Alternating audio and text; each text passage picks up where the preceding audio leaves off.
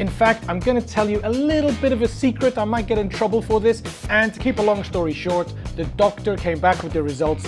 So basically, I lost a chunk of money because I was a fat f***. Hello everybody. I know, could have ironed my t-shirt. You don't have an iron! In my last video, I said this. There's many different reasons people lose weight, some positive, some negative. And then I said this. So I think we'll make another video about why I lost weight in Taiwan. That's gonna come in a couple of days. I'll get straight onto it as soon as this video is finished. So as a man of my word and to keep my promise to you guys, despite an alarming lack of interest in my previous video, I am here just one day after publishing the previous video to give you my 5 reasons for losing weight here in Taiwan. But first, I just want to say a big special thanks to everybody that commented on the previous video and messaged me on Instagram telling me how the video affected you so positively and how you were happy to hear somebody speaking out on such a sensitive subject. And extra special thanks to those of you that messaged me on Instagram with your personal stories and struggles with this subject. I think I've replied to all of you personally now, but it was just so awesome these past 24 hours to discover how much of a special, touching effect that video had on so many people. So despite the low views, I am super proud of that video, and I'm here to keep my aforementioned promise and tell you my 5 reasons that I chose to lose weight here in Taiwan. Yes, the first reason should come as no surprise to those of you that know me well. As with many big decisions in my life, William is often at the forefront of my mind when it comes to choosing the way I do things or big decisions that I have to make. And although unfortunately for me, because of the virus, I haven't seen William for well over a year now, I remember the last time I was there with him, I was a big boy. I was well over 100 kilos, and despite the fact that the 2 weeks I spent there with William was the best 2 weeks I could ever imagine, I was a fat dad, struggling to get on the floor and build Legos and struggling to get back up again, running out of breath as we're running around parks and zoos, mini golf courses, wrestling on the sofa and losing to my 7-year-old son. Typical dad stuff and the best time of my life, but I was fat. And upon leaving South Africa at that time, I made a personal vow to myself that the next time I see William, I would just be in better shape. And as we're gonna go into, it took me a few other reasons before I started to take real serious steps towards my goal.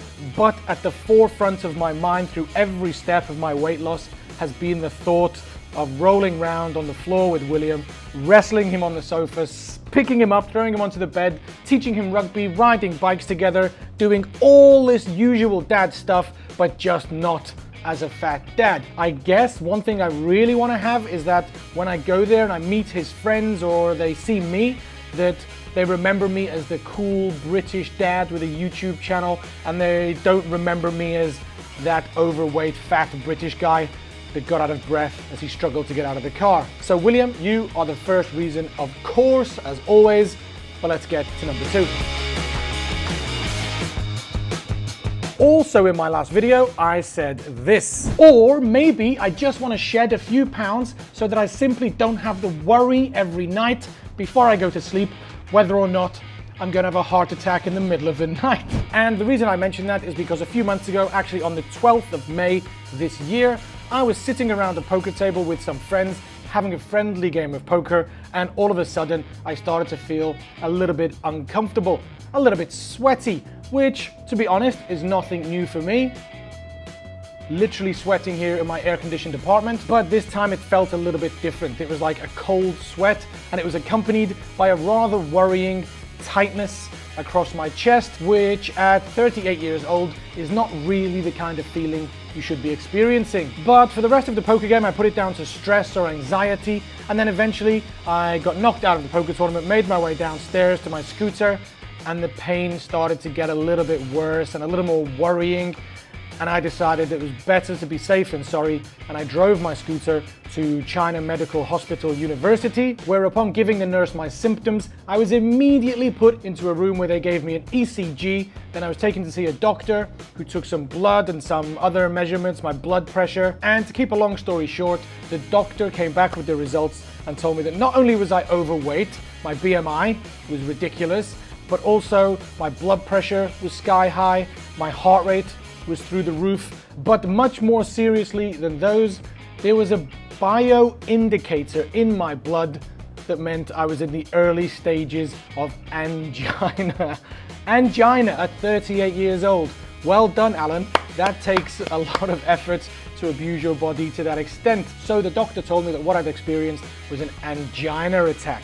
Not a heart attack, luckily, but still a huge wake-up call to me. And the doctor was so professional, but he told me as cold as ice, if you don't make some lifestyle changes, you are at serious risk of developing coronary artery disease and having a heart attack in the next few years. Whew. 38 years old and being told you're at risk of a heart attack will definitely do the trick if you're looking for a bit of inspiration to shed a few pounds. But anyway, yes, doctor gave me some small pills. I forgot what they're called, but they go under my tongue every time I feel a pain in my chest. It's happened like twice since May, but hopefully, fingers crossed, losing the body weight has reversed the effects of that early onset angina. Fingers crossed.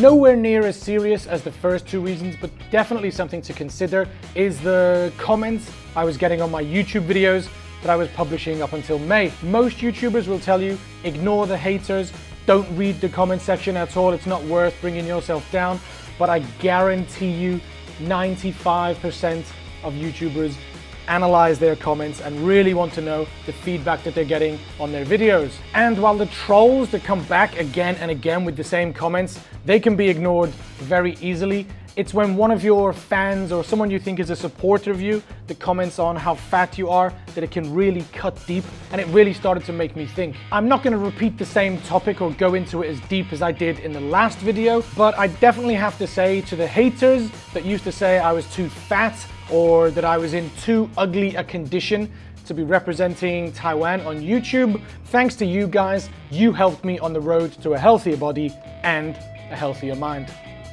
Cheers. Over the past couple of years of working on YouTube, I spend a lot more time working alone compared to when I was a teacher. I'm surrounded by the energy of kids, and as such, I've kind of developed this obsession with existentialism and dealing with the fact that we're all going to die and that we only get one chance at life, everything comes to an end, etc., etc. And the more and more I think about it, the more I kind of just blame a kind of midlife crisis for bringing these thoughts to me. But basically, as I'm kind of going through this early onset midlife crisis and getting to grips with my own mortality, I want to make the most of every single day I've got left and live every single day in the healthiest condition possible. Well, a good balance between fun and healthy, but erring on the side of healthy for sure. I'm still going to be eating the occasional Burger King and the occasional gin and tonic. Will be drunk. Final reason, of course, has to be my career here on YouTube. I am an online presence in a visual social media. I'm not a radio presenter. People have to look at me while you're watching my videos.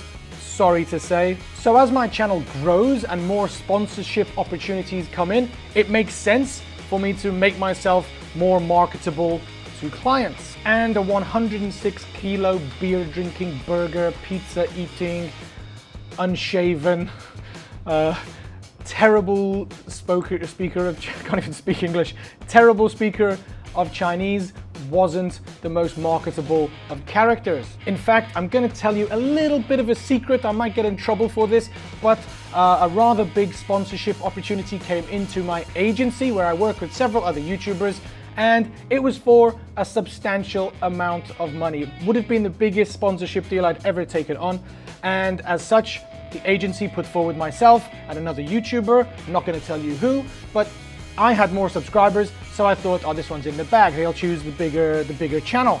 But no, the marketing company came back to the agency and pretty bluntly told them, no, we don't want Ingo Susu because he doesn't look healthy, he doesn't represent our brand, so we're going to choose the slightly smaller YouTuber and give him this big massive box of money instead.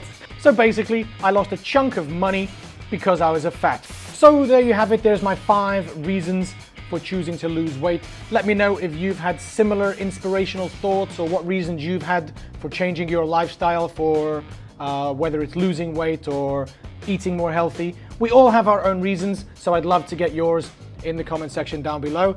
And as we're all here to the very end of the video, I know only 20% of you follow me to the end of each video, so I've got a bit of a message for you about those low views that I mentioned at the start of the video. Please don't think that I'm expecting every video to be an absolute banger with 100,000 views.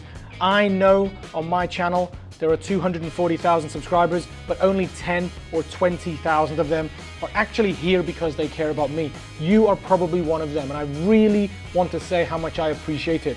The other 200,000 people on my channel, they're actually only here for the content. They're here for whether I say I love Taiwan, or watching me eat some weird Taiwanese food, or maybe some of them are haters that are waiting for me to say something that they can use against me, or when I slip up or I do something wrong. So while I welcome every single person into the community, I really want to say how much I appreciate your support.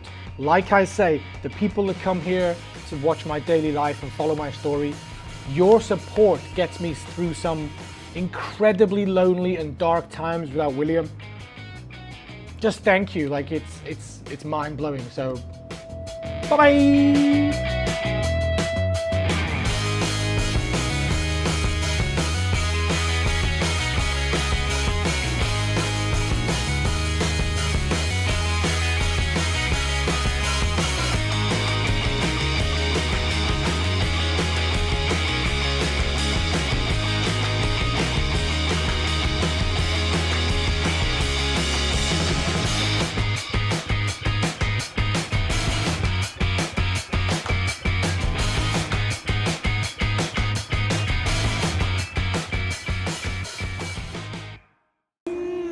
I love you. I love you. And I'll see you next year. See you next year. Okay, say bye for the people on YouTube. Bye-bye. Say thanks for watching. Thanks for watching. Say don't forget to subscribe. And forget to subscribe. And don't forget to press the comment below.